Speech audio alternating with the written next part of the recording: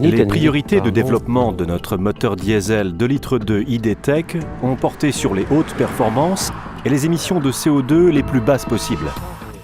Les performances de notre 2,2 litres étaient déjà de haut niveau, mais nous voulions atteindre des émissions aussi basses, voire inférieures que nos rivaux, qui utilisent des moteurs turbodiesel plus petits.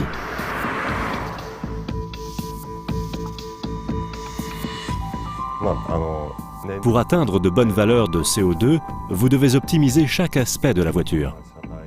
L'aérodynamique de la nouvelle Civic, par exemple, est la meilleure de la catégorie.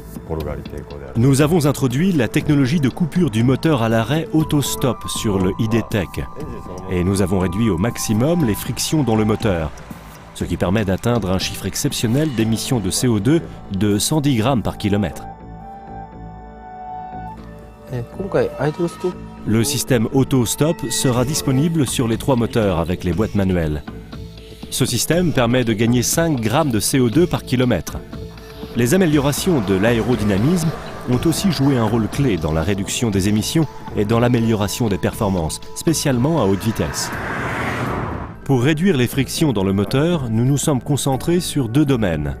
Le premier était d'optimiser le flux d'huile dans le moteur, ce qui réduit les pertes dues à la résistance. Le second domaine s'est concentré sur les matériaux, ce qui a réduit les frictions sur toutes les pièces en mouvement.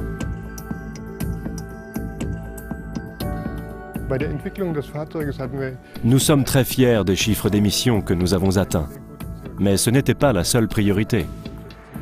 Nous souhaitions atteindre un très bon agrément, une voiture efficace, respectueuse de l'environnement, qui soit aussi plaisante à conduire.